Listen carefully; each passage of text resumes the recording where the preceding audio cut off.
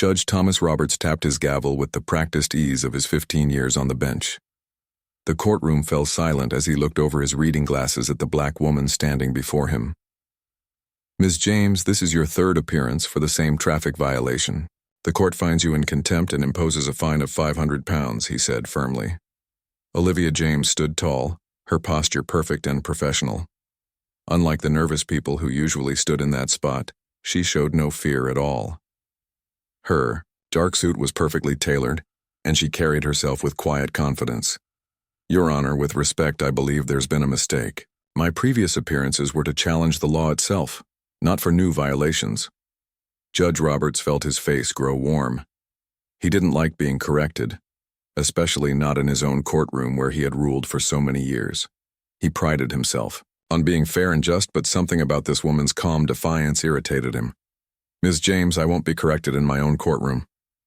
The fine stands, he said, his voice sharper than before. The courtroom was quiet. A few people shifted, uncomfortably in their seats. Olivia simply nodded, her expression calm despite the unfair treatment.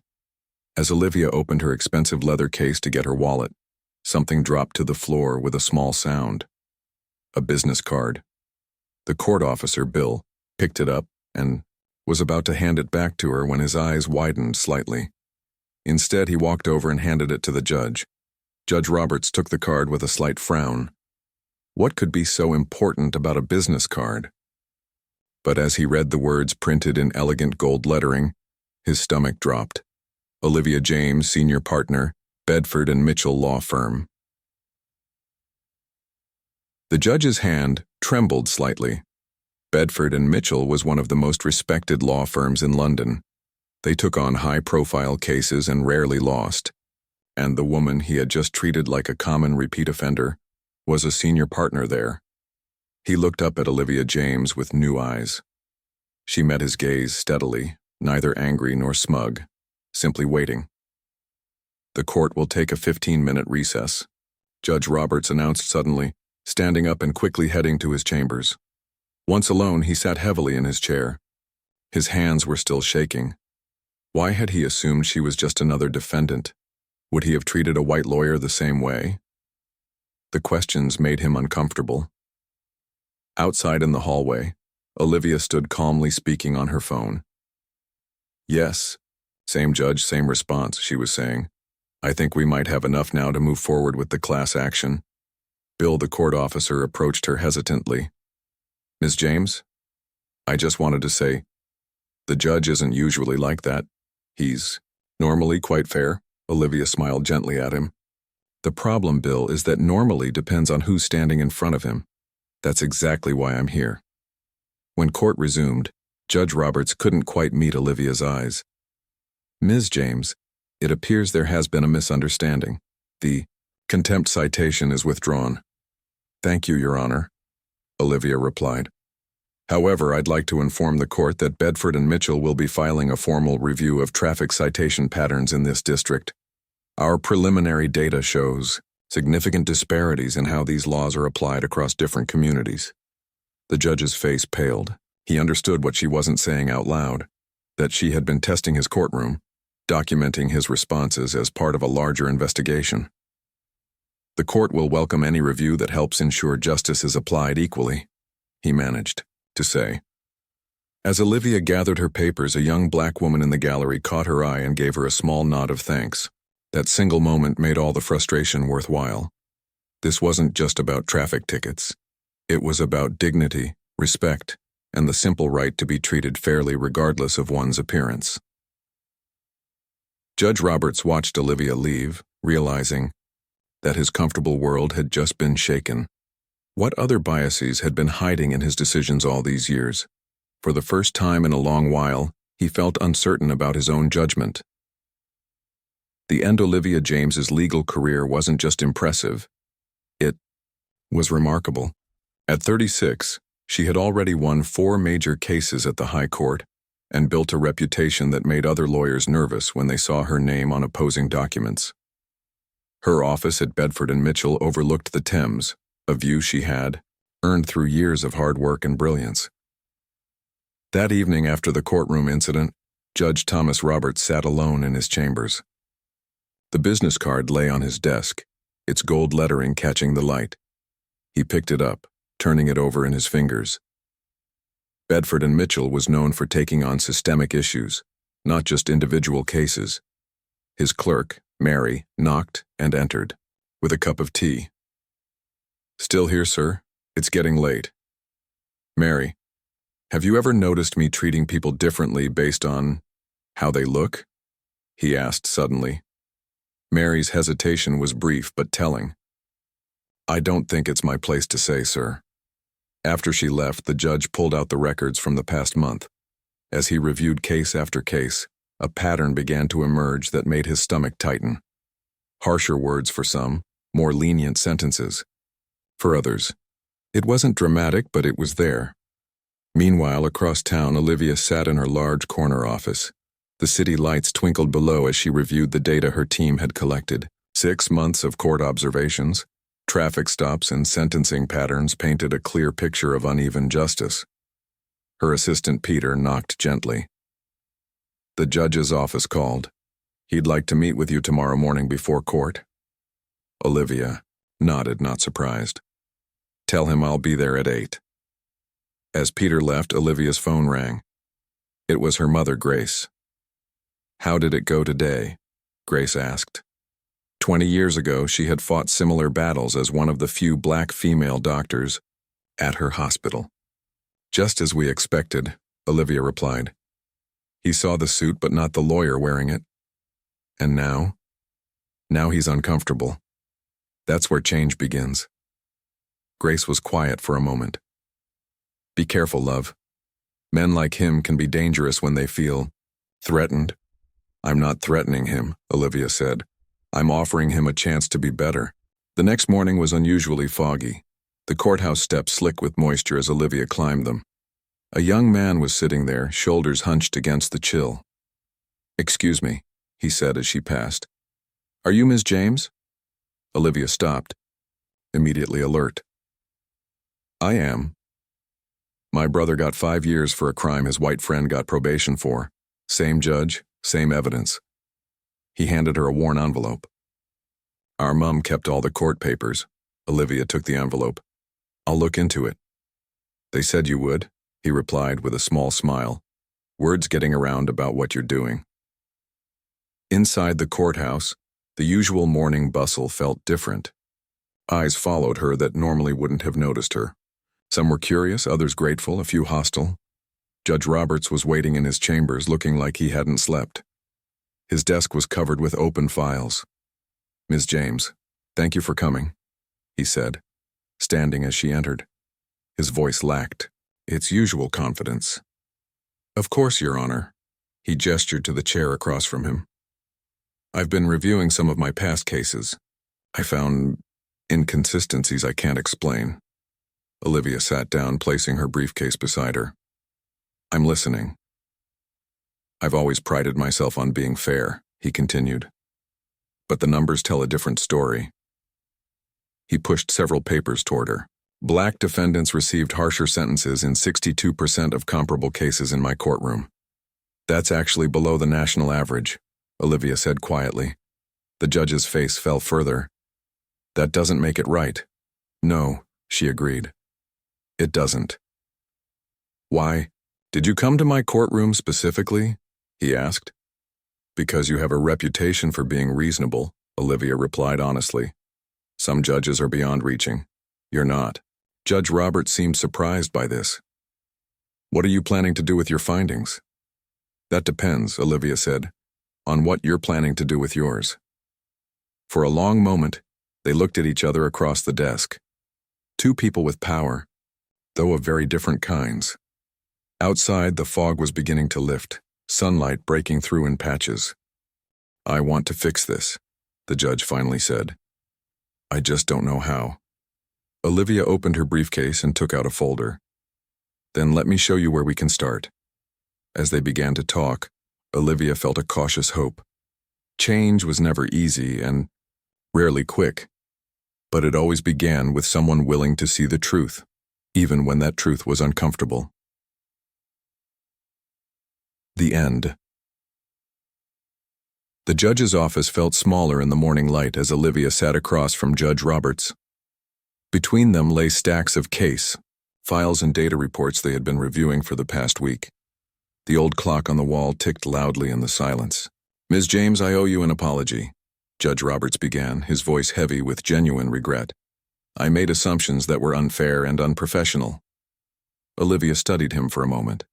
His face showed the strain of sleepless nights.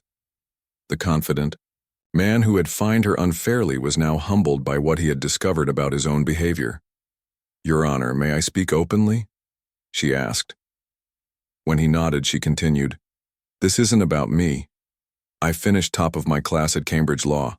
I have resources and qualifications that protect me.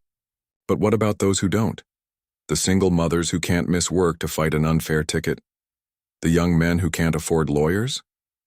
Her voice stayed calm, but her words carried the passion of someone who had seen the system's failures firsthand. "Last week you saw my title and suddenly I deserved respect. But justice shouldn't depend on titles." The silence that followed was deep, broken only by the ticking of the clock. "You're right," Judge Roberts finally said. "And I need to do better. We all do." A knock at the door interrupted them. It was Bill, the court officer. "Sorry to disturb you, sir, but there's something you should see." He handed the judge a newspaper. The headline read, "Local Judge Under Fire for Racial Bias in Sentencing."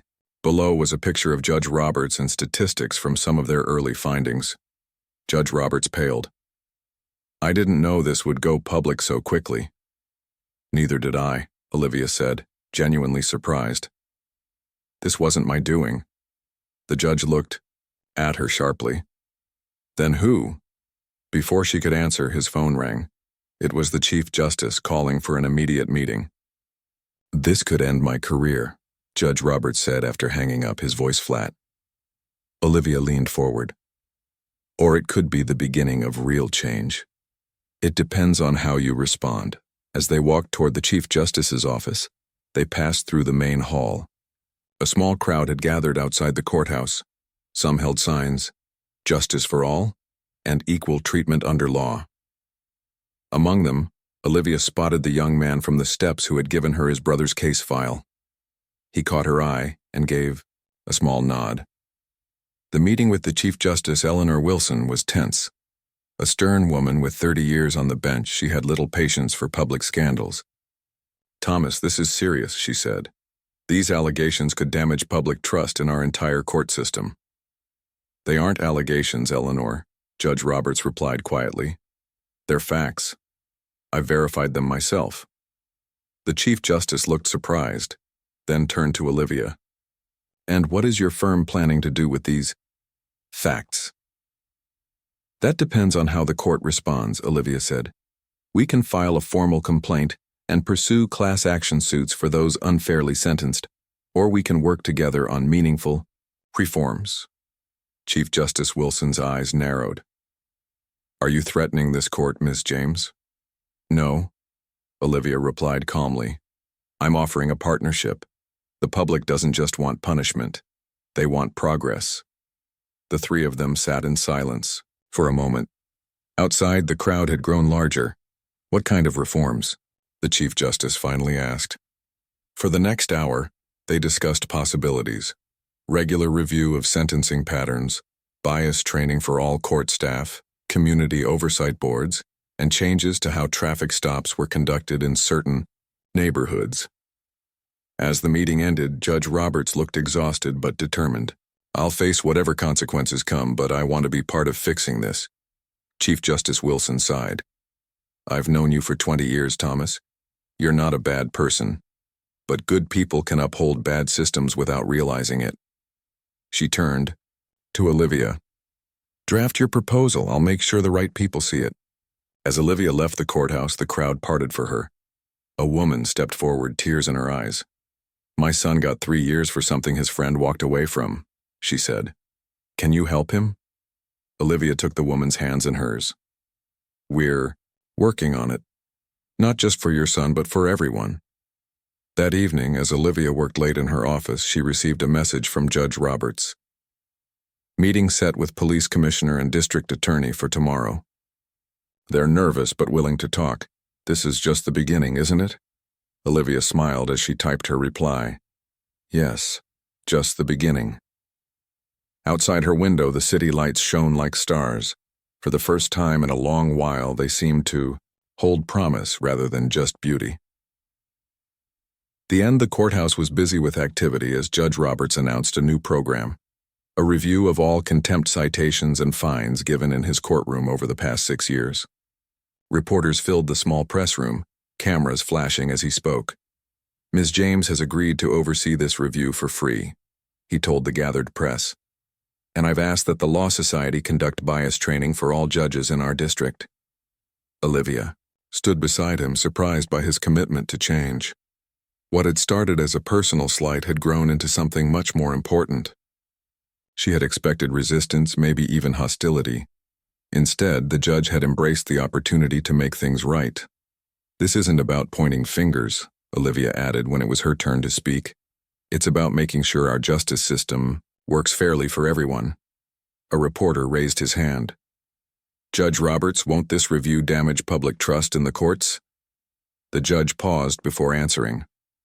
The damage was done when we failed to ensure equal justice. Healing begins with honesty.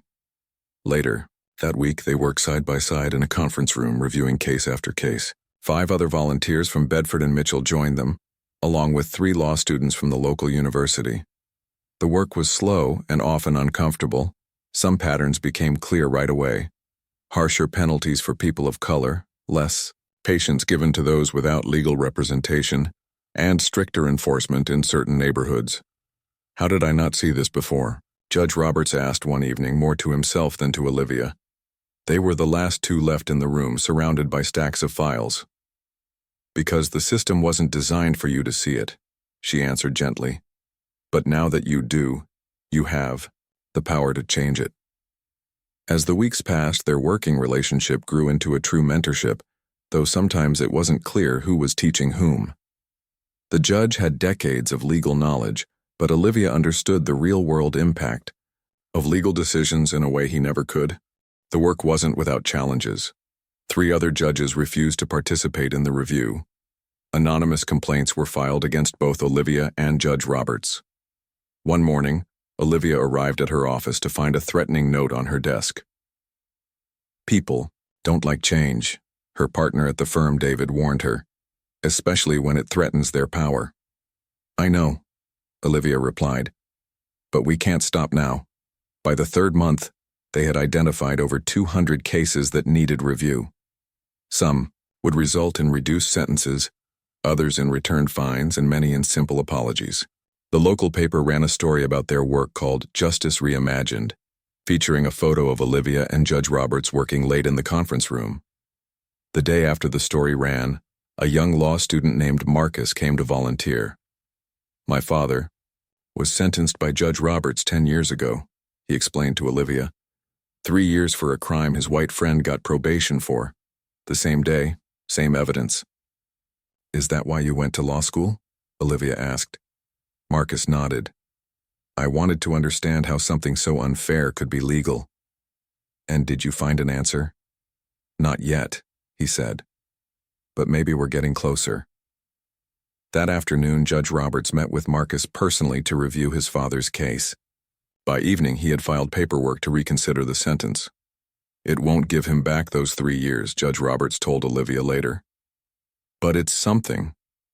It's more than something, Olivia replied. It's a start. 6 months into the project, they presented their findings to the Judicial Committee. The room was packed with judges, lawyers, and community members. The data was clear and the recommendations specific. Changes to bail procedures, sentencing guidelines, and court protocols. One of the older judges stood up during the question period. This is all very interesting, but are you suggesting we're all biased? That we're all bad judges? Judge Roberts stepped forward. No one is saying you're a bad judge, William. I'm certainly not a bad person. But good people can make biased decisions without realizing it. I did. For years. The room fell silent. The question isn't whether bias exists, Olivia added. It's whether we have the courage to address it. As they left the meeting, a group of community activists waited outside. They had been skeptical of the project at first, believing it would be just another empty promise. Now they wanted to know how they could help implement the changes. "This isn't just about the courts," one woman told Olivia. "It's about dignity, about being seen as a full human being." That evening, as rain fell softly outside, Olivia and Judge Roberts sat in his chambers reviewing the committee's response. Most of their recommendations had been accepted. Not all, but enough to matter. "When I find you that day," Judge Roberts said quietly, "I never imagined we'd end up here." Olivia smiled. Sometimes justice takes unexpected paths. The end one year. Later, Olivia stood before the National Judicial Committee, Judge Roberts at her side. The grand meeting room was filled with important people from all parts of the legal system. Outside, a light snow was falling, covering London in a peaceful, white blanket. "The changes made in Judge Roberts's courtroom have reduced repeat offenses by 30%, she reported, her voice clear and confident. "People in court say they feel heard and treated with dignity, no matter their background or resources." She showed them simple charts and graphs that told a powerful story. Fewer people were coming back to court. More cases were being resolved fairly. Communities that had never trusted the courts were beginning to believe in the system again. The head of the committee, a serious older man named Lord Henry Phillips, leaned forward. "And you believe these results could be repeated in other courts?" "Yes," Olivia replied. "We've already tested the approach in 3 other districts with similar results." The committee voted unanimously to adopt the model across the country. It was a moment Olivia had hardly dared to hope for when she first stood in Judge Roberts' courtroom a year ago. As they left the meeting, walking through the grand hallway with its portraits of judges from centuries past, Judge Roberts turned to Olivia. "You could have filed a complaint against me that day. You could have ended my career." Olivia smiled. "That wouldn't have changed anything. Removing one judge doesn't fix a broken system. But one judge who has seen the truth, that can start a revolution." The word revolution echoed slightly in the marble hallway. A few heads turned, but Olivia didn't lower her voice. The time for quiet words was past. Outside, they found Marcus waiting for them. He had graduated from law school and now worked with the team at Bedford and Mitchell. "My father's coming home next week," he told them, his eyes bright with happiness. The parole board approved his early release. Judge Roberts shook his hand. "I'm glad to hear it. Will you tell him I'd like to meet him someday, when he's ready?" That evening, as Olivia worked late in her office, she received a special delivery. Inside the small package was the business card that had fallen from her case that important day, along with a handwritten note from Judge Roberts. "Thank you for teaching me that true justice isn't blind. It sees everyone clearly, equally, and with compassion. Working with you on this journey has been the greatest honor of my career." Olivia placed the card on her desk, a small reminder of a moment that had spread outward to touch countless lives. She thought about all the people who had been part of this change. Marcus and his father, the community activists who had first been skeptical, the young law students who had volunteered their time, and even Judge Roberts himself. Her phone rang. It was her mother. "I just saw the news," Grace said. "They're calling it the most significant court reform in 20 years. "It's a start," Olivia replied. "We still have so much to do." "Yes, but take a moment to celebrate this victory," her mother advised. "Change happens one step at a time." After they hung up, Olivia walked to her window. The snow was falling more heavily now, transforming the city. From her office, she could see the courthouse where everything had begun. The lights were still on, judges and lawyers working late into the evening. But something was different now. There was a new awareness, a new commitment to seeing things as they really were. The next morning, Olivia arrived at court for a new case. As she walked up the steps, a young black woman approached her. "Are you Olivia James?" the woman asked. "Yes, I am. I just wanted to say thank you. My brother had his case reviewed under the new program. He's home now. We never thought we'd see justice." Olivia smiled. "I'm glad to hear that, but remember, this isn't just my work. It belongs to everyone who demanded better. Inside the courthouse, she passed Judge Roberts in the hallway. He was talking with a group of new judges, explaining the bias training they would all receive. The most dangerous thing, he was telling them, is believing you're above making mistakes. None of us are. Justice requires constant vigilance, especially over ourselves. He caught Olivia's eye and nodded respectfully. They had come a long way from that first confrontation. As Olivia entered the courtroom, she thought about that business card that had fallen to the floor a year ago. Such a small thing to spark such big changes. It reminded her that sometimes the greatest transformations begin with the smallest moments. A dropped card, a moment of truth, the courage to stand firm when the world expects you to back down. Sometimes, justice arrives in unexpected ways, but it does arrive if enough good people insist that it must. The end.